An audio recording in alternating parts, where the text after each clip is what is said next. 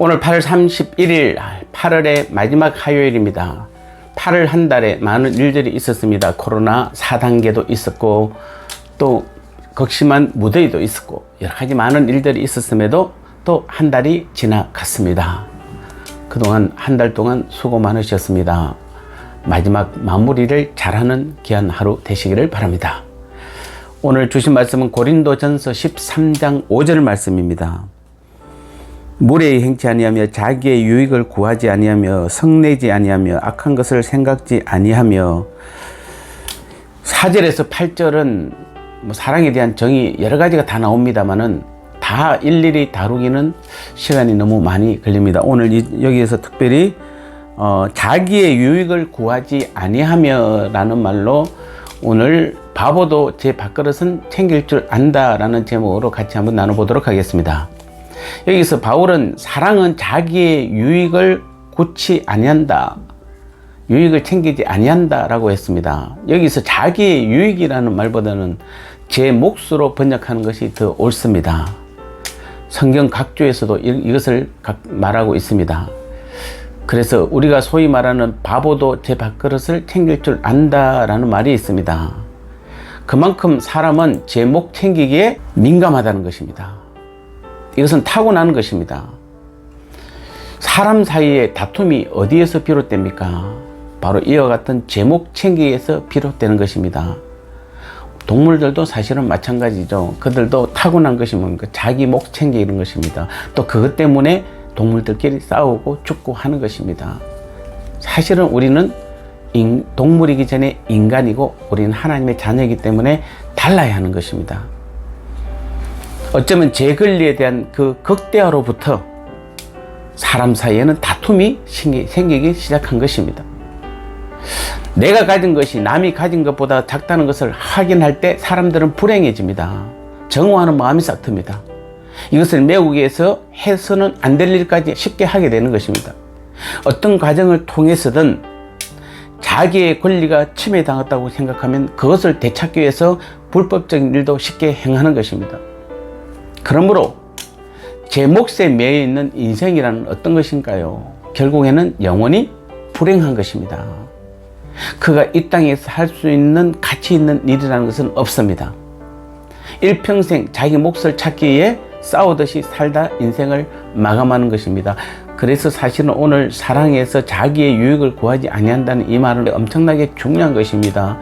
우리는 너무도 잊고 사는 것 중에 하나가 바로 자기의 유익, 자기 목 챙기다가 우리는 영원히 불행한 인생을 살 수밖에 없고 모든 다툼이 거기서 시작되고 모든 욕심이 거기서 시작되기 때문에 그렇습니다.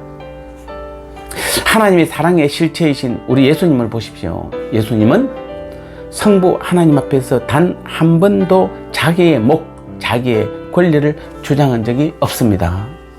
십자가를 앞에 두신 예수님을 보십시오. 얼마나 괴롭고 고통이 컸는지 심한 통곡과 눈물로 기도하셨다라고 히브리서 5장 7절에는 증거하고 있습니다. 이 증거만 가지고도 우리는 예수님의 아픔을 가늠할 수 있습니다. 하지만 그때 예수님의 기도의 결론은 무엇이었습니까? 결국은 마태복음 26장 39절을 보면 나의 원대로가 아니라 아버지의 원대로 하시라는 것이었습니다. 바로 이것이 우리 예수님이 이 땅에 사신 방식이었습니다. 우리를 사랑하신 방식이었습니다. 하나님을 사랑하시고 우리를 사랑하셨기에 예수님은 자신의 모든 권리를 포기하셨습니다. 예수님은 보좌를 버리시고 인간이 되셨다는 것, 그리고 십자가에 달리셨다는 그 사실만으로도 바로 이와 같은 자기의 권리의 포기를 보여주신 것이고 최고를 보여주신 것입니다. 이와 같은 우리 예수님의 사랑을 알았기에 바울은 어떻게 했습니까? 바울의 부모님들은 굉장히 부자죠.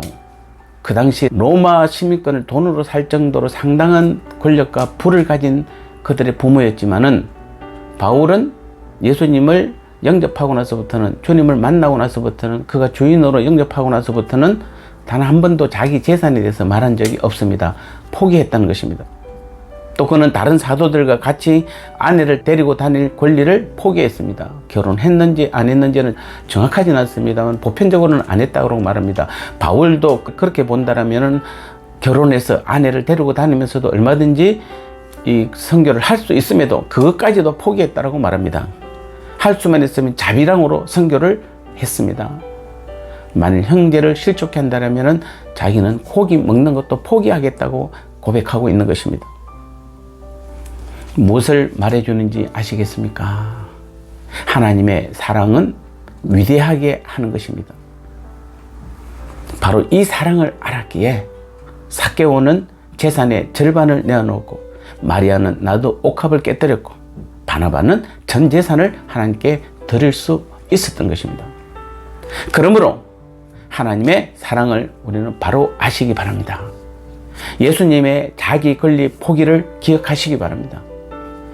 다른 사람들의 유익을 위해 자기 몸을 아낌없이 버리신 주님을 우리는 늘 기억하시기 바랍니다. 그리하여 우리도 바울과 같이 바나바와 같이 자기의 유익을 구하는 대신 다른 사람의 유익을 구하는 참 사랑의 사람들이 되시기를 바랍니다.